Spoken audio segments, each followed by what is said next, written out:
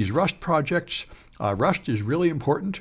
It's becoming the new system to make systems that are less vulnerable to exploits than the C code that's running Linux and Windows now, C derivatives like C++ and such. And so parts of the kernel are being rewritten in Rust. So let me clear, make a directory for this. Oops. All right. And so I think I am going to have to install Rust. So I think I'll just do all three of these at once. And I am running on an ARM machine. So it's possible that this code wouldn't run on ARM, although now pretty much everything has been ported to ARM, so I think I'll be all right. But we're going to find out. I can switch to an Intel-compatible machine if necessary, but I don't think it will be. So there are various ways to make applications. You could have just a single file like we've done before. I found a tutorial that told you how to do it the more professional way, where you make a separate directory for each app when I wrote this tutorial, and that's what we're going to do then. So I'll go into that directory. But, you know, you could do it various ways, and then make a program called hello.rs, which I've got don't type in the wrong screen. Let me copy the code. Okay. And then nano hello.rs for Rust. All right. And so here's the code. This is hello world in Rust, and you can see it's a lot like C. It's a little bit different. You have a main function, and it's got this print line exclamation point to print Rust, and a function marker up there. It's a little bit different than C, but not that much. And so now you compile it with Rust C. And oops, again, I'm typing in the wrong window. All right. All right, so it's Rust C hello.rs. There we are. That compiles it. And if I do ls-l, now I have an executable called hello. So I can do /hello, and it prints hello world. Rust says hello. So that's the first thing. You know, you always, the typical program, you always do this to see if you got your new language working correctly. All right. So now let's make another program. I can do all that probably at once. Yeah. And now I can put in this code. So now we're going to make a couple of variables here. All right. And notice I cannot specify what kind of variable it is. And then I think the default is a signed integer. I can also make it an unsigned 32-bit integer with this colon part. You can specify what type of variable you have. So I'm going to have two variables and then print them out. And so I compile it with Rust C. And notice it stops with an error message. Now if I print out the contents of the program, you can see this is the point. I made an unsigned integer, and I set it equal to -5. Now in C, you can do this. You can make an int variable, you can wrap it around, it'll overflow and become negative, and it won't warn you. Rust will warn you. You cannot apply a minus sign to a constant and then assign it to an unsigned variable. This is why Rust is better. And Rust wins huge prizes every year as the language programmers you most like to use. Because if you make a mistake in Rust, it will tell you with an error message.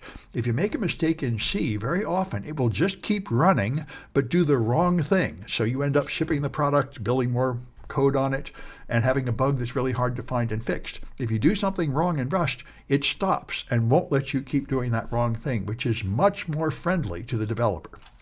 So that's the problem. All right, and so there's a tutorial here that goes through the Rust data types you can check out, and a flag you can find by figuring out what's going on here. And so now let's add a couple numbers. We're going to make an add program. All right. Oops. And what this is going to do is set a equal to 1, then a equals a plus 1, then print the output. So this is standard stuff you'd expect to work in any language. Rust compiler, add. And again, you can't do that because by default, variables are immutable. They cannot be changed. So if you just set a equals 1, that's an immutable variable that can't be changed, and you can't add 1 to it. Now, you can make a mutable variable with mute. Now, that might sound like a waste of your time, but it's not in practice.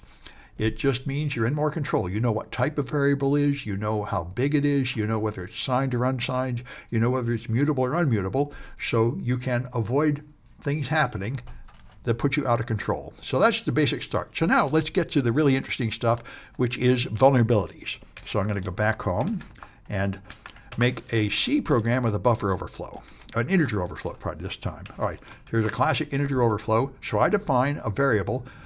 I'm already going to get dump on C here. Unsigned character x equals 230. This already makes no sense at all. If it's a character variable, how does it have a number in there? It ought to have like a character, like quote a quote.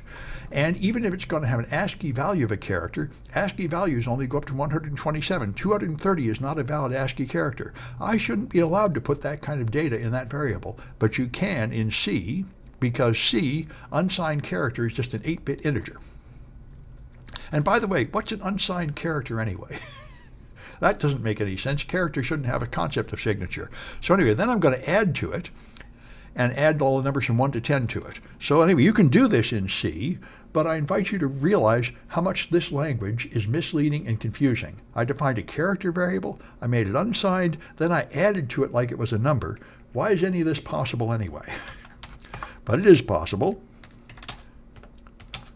It's just very confusing and very likely to do the wrong thing. So if I run that program, then I start at x231. It gets bigger and bigger. When it passes 255, it just wraps around and gets small again. And that's what I say. This is why C is a really dangerous language and has a lot of problems, because you write code where you add to it and then it gets smaller, and you were supposed to see that coming and avoid it.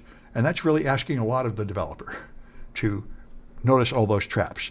And it won't happen in Rust. Let's do the same thing in Rust. All right, so here's the same code in Rust. Now, I don't call it a character variable. I call it a mutable, unsigned 8-bit integer. Now, that's what it was in C, but now I haven't confused myself by calling it a character. It's an 8-bit integer, so it's perfectly fine that it contains a number like 230. And then I'm going to add to it with a loop that looks pretty much like the C loop. So now if I Rust C that, which is OV, yeah, all right, and then I run it, what happens is it gets bigger and bigger, and when it was going to wrap around, it stops and gives me an error message saying, wait, you just added to a number, it got too big to fit in the 8-bit integer, so I'm going to stop and give you a warning and explain what happened. Instead of just letting your program run and give the wrong answer and get you in trouble, I'm going to tell you something's wrong so you can fix it. That's what's much friendlier. All right, so now let's do the really tough one that we've done a lot of, the string overflow. The classic one that leads to total system compromise.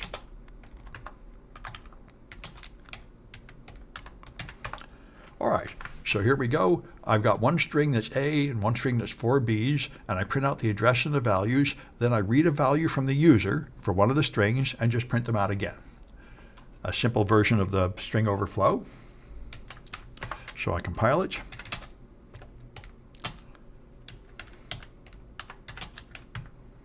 All right, now run it. All right, and so I get and put in a new value for string 2. If I put in C, then everything's fine. I put in A, string 1 contains A's and string 2 contains C's. So logical things happened, the things you would expect. But if I put in more data, like then I put in a new value for string 2, but string 1 now contains a bunch of C's. String 2 contains a bunch of C's, a longer bunch of C's. So how is a poor developer supposed to deal with this? Think about what just happened to this poor developer. I read data into the variable string 2, but it changed string 1. How was I supposed to know that was going to happen, prepare for that? Why didn't it warn me? Why did it just blithely do something insane like that and not even tell me something looks wrong about your code here? Why did it let me put in 20 characters where there's only room for 5? There's a lot of reasons you could get pretty upset here. And as we know before, I should be able to do this too. You should be able to crash it by putting in a lot of stuff.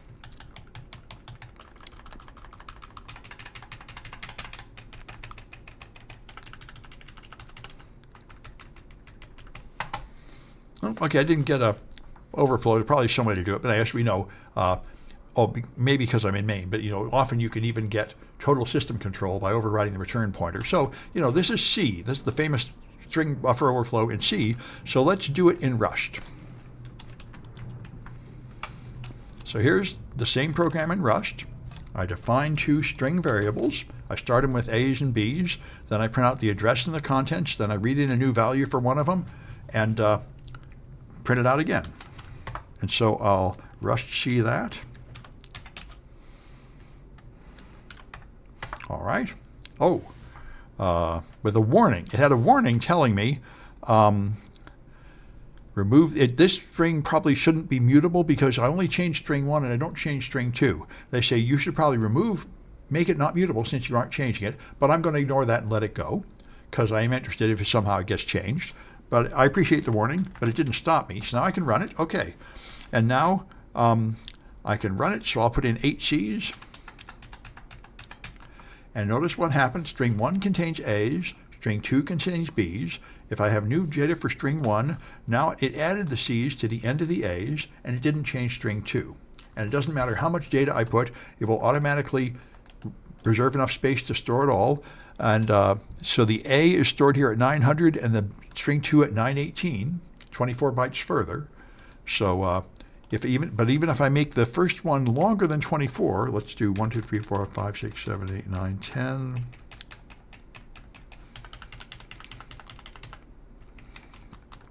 Okay, there's 40 more characters, and it works fine. It just adds those 40 characters on top of the 4 characters here. And notice that the addresses have not changed. String 1 is still stored at 60, and string 2 at 78, even though string 1 is a lot bigger than 18 in hex, which is 24 long. So that tells you how it works. It works by indirection. What is stored at this location is not the text, but a pointer to the text. So that pointer has moved. And so it's able to move to a space where there's more room to store it. But the point is, this is why it's much friendly for the developer. I asked it to read a new value for string 1, and it put that in string 1. It didn't go changing string 2 when I only told it to change string 1. That's much friendlier, much more likely to end up doing what I want instead of doing crazy things I don't want. All right, that's the main one. And so you can use GDB to examine those strings in Rust, and you'll see what I was saying, that there's an indirect pointer pointing to where the strings are stored. And you can watch them there.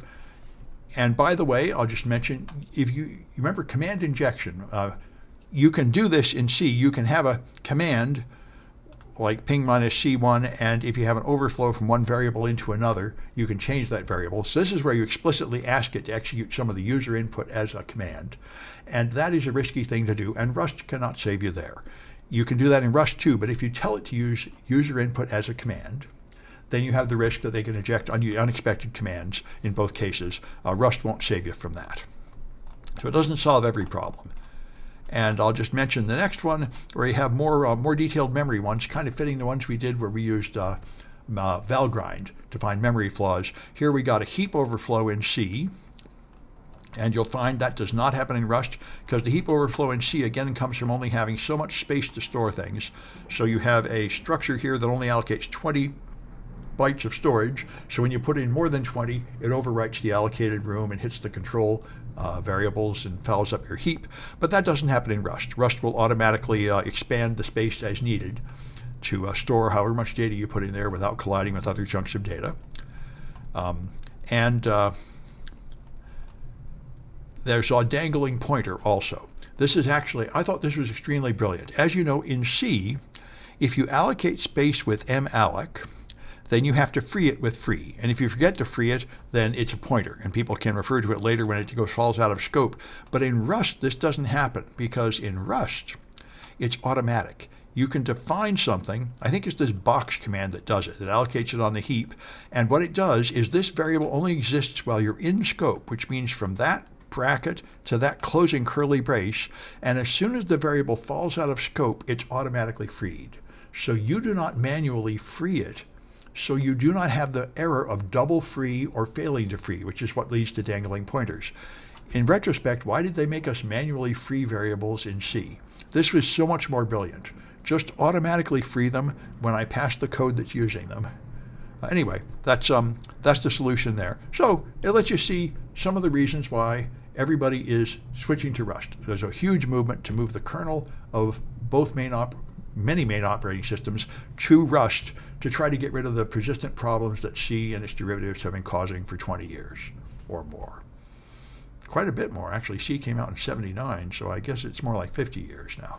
Anyway, that's what I wanted to show you. I'm going to stop this recording.